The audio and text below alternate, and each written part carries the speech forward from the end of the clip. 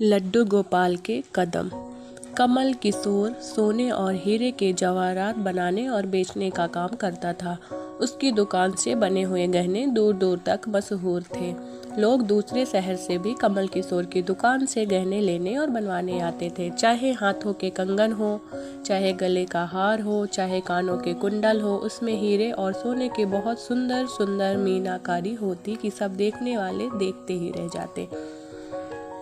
इतना बड़ा कारोबार होने के बावजूद भी कमल किशोर बहुत ही शांत और सरल स्वभाव वाला व्यक्ति था। उसको इस माया का इतना रंग नहीं चढ़ा हुआ था। एक दिन उसका कोई मित्र उसकी दुकान पर आया, जो कि अपनी पत्नी सहित वृंदावन धाम से होकर वापस आ रहा था। तो उस मित्र ने सोचा कि चलो थोड़ा सा प्रसाद अपने मित्र कमल किशोर को भी देता चलो। उसकी दुकान पर जब वो पहुंचा, तब कमल किशोर का एक कारीगर एक सोने और हीरे जड़ित बहुत सुंदर हार बनाकर कमल किशोर को देने के लिए आया था। कमल किशोर उस हार को देख ही रहा था कि उसका मित्र उसकी दुकान पर पहुंचा। कमल किशोर का मित्र अपने साथ वृंदावन से एक बहुत सुंदर लड्डू गोपाल, जिसका स्वरूप अत्यंत मनमोहक था, साथ लेकर आया था। जब उसका मित्र दुकान पर बैठा था तो उसकी गोद में लड्डू गोपाल जी विराजमान थे। कमल किशोर लड्डू गोपाल जी के मनमोहक रूप सौंदर्य को देखकर अत्यंत आनंदित हुआ। उसने अपने हाथ में पकड़ा हुआ हार उस लड्डू गोपाल के गले में पहना दिया और अपने मित्र को कहने लगा कि देखो तो सही, इस हार की शोभा लड्डू गोपाल के गले में पड़ने से कितनी बढ़ गई। उसका मित्र और कमल किशोर आपस में बातें करने लगे और बातों ही बातों में उसका मित्र लड्डू गोपाल को हार सहित लेकर चला गया। दोनों को ही पता न चला कि हार लड्डू गोपाल के गले में ही पड़ा रह गया है। कमल किशोर का मित्र अपनी पत्नी सहित एक टैक्सी में सवार होकर अपने घर को रवाना हो गया। जब वह टैक्सी से उतरे तो भूलवश लड्डू गोपाल जी उसी टैक्सी में रह गए। टैक्सी वाला एक गरीब आदमी था, जिसका नाम बाबू था, जो कि दूसरे शहर से यहाँ अपने परिवार का पालन पोषण करने के लिए टैक्सी चलाता था और वह टैक्सी लेकर काफ़ी आगे निकल चुका था। आज उसको अपने घर वापस जाना था, जो कि दूसरे शहर में था। जब टैक्सी लेकर बाबू अपने घर पहुँचा तो उसने जब अपनी टैक्सी के पिछली सीट पर देखा तो उसका ध्यान लड्डू गोपाल जी पर पड़ा, जो कि बड़े शाही तरीके से पिछली सीट पर गले में हार धारण करके सुंदर सी पोशाक पहनकर हाथ में बांसुरी पकड़े हुए पसर कर बैठे हुए हैं। बाबू यह देखकर एकदम से घबरा गया कि यह लड्डू गोपाल जी किसके हैं, लेकिन अब वह दूसरे शहर से अपने शहर जा चुका था, जो कि काफी दूर था और वह सवारी का घर भी नहीं जानता था। तो वह दुविधा में पड़ गया कि क्या कर। लेकिन फिर उसने बड़ी श्रद्धा से हाथ धोकर लड्डू गोपाल जी को उठाया और अपने घर के अंदर ले गया। जैसे ही उसने घर के अंदर प्रवेश किया, उसकी पत्नी ने उसके हाथ में पकड़े हुए लड्डू गोपाल जी को देखा। इतनी सुंदर स्वरूप वाले लड्डू गोपाल जी को देखकर उसकी पत्नी ने झट से लड्डू गोपाल जी को अपने पति के हाथों से ले लिया। उसकी पत्नी, जिसकी 8 साल शादी हो चुके थे, उसकी अभी तक कोई संतान नहीं थी, लेकिन गोपाल जी को हाथ में लेते ही उसका वात्सल्य भाव जाग उठा। उसकी ममतामयी और करुणामयी आंखें झरझर बहने लगी। ममता वात्सल्य भाव के कारण ठाकुर जी को गोद में उठाते ही उसको ऐसे लगा कि उसने किसी अपने ही बच्चे को गोद में उठाया है। अपनी ऐसी दशा देखकर बाबू की पत्नी मालती बहुत हैरान हुई। उसने कसकर गोपाल जी को अपने सीने से लगा लिया और आंखों में आंसू बहाती बोलने लगी, अरे बाबू, तुम नहीं जानते कि आज तुम मेरे लिए कितना अमूल्य रत्न लेकर आए हो। बाबू कुछ समझ नहीं पा रहा था कि मेरी पत्नी को अचानक से क्या हो गया, लेकिन उसकी पत्नी तो जैसी बाबरी सी हो गई थी। वह गोपाल जी को जल्दी जल्दी अंदर ले गए और उनसे बातें करने लगी। अरे लल्ला, इतनी दूर से आए हो, तुम्हें भूख लगी होगी। और उसने जल्दी जल्दी मधु और घी से बनी चूरी बनाकर दूध गर्म करके ठाकुर जी को भोग लगाया। और उधर कमल किशोर ने जब अपनी दुकान पर हार को ना देखा तो उसको याद आया कि हार तो ठाकुर जी के गले में ही रह गया है।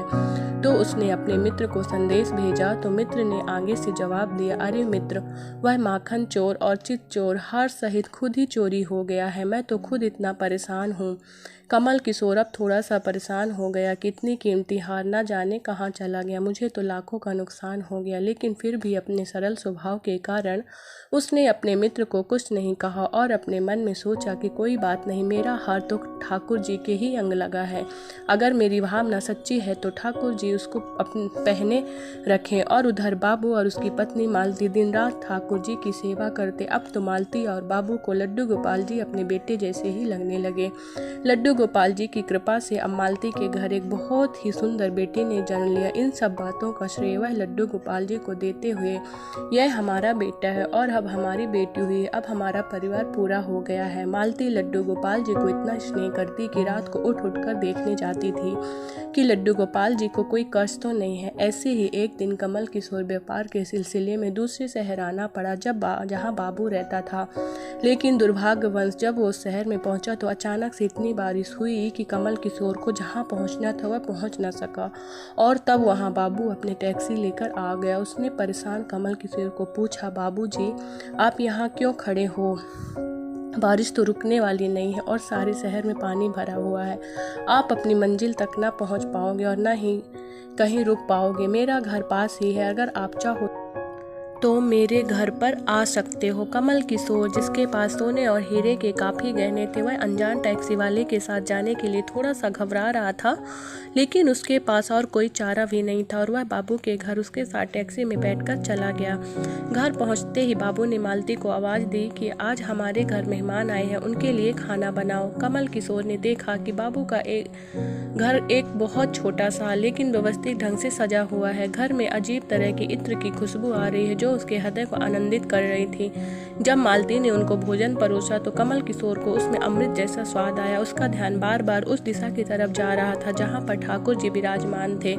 वहाँ से उसको एक अजीब तरह का प्रकाश नजर आ रहा था। तो हार कर कमल किशोर ने बाबू को पूछा कि अगर आपको कोई एतराज न हो तो क्या आप बता सकते हैं कि उस दिशा में क्या रखा है? मेरा ध्यान उसकी तरफ आकर्षित हो रहा है। तो बाबू और मालती ने एक दूसरे की तरफ मुस्कुराते हुए कहा कि वहाँ पर तो हमारे घर के सबसे अहम सदस्य लड्डू गोपाल जी विराजमान हैं। तो कमल किशोर ने कहा, क्या मैं उनके दर्शन कर सकता हूँ? तो मालती उनको उस कोने में ले गई जहाँ पर लड्डू गोपाल जी विराजमान थे। कमल किशोर लड्डू गोपाल जी से और उन्हें गले में पड़े हार को देखकर एकदम से हैरान हो गया। यह तो वही लड्डू गोपाल है और यह वही हार है जो मैंने अपने मित्र के लड्डू गोपाल जी को डाला था। कमल किशोर ने बड़ी विनम्रता से पूछा कि यह गोपाल जी तुम कहाँ से लाए? बाबू, जिसके मन में कोई छल कपट नहीं था, उसने कमल किशोर को सारी बात बता दी कि कैसे उसको सौभाग्य से गोपाल जी मिले और उनके हमारे घर आने से हमारा दुर्भाग्य सौभाग्य में बदल गया। तो कमल किशोर ने कहा, क्या तुम जानते हो जो हार ठाकुर जी के गले में पड़ा है उसकी कीमत क्या है?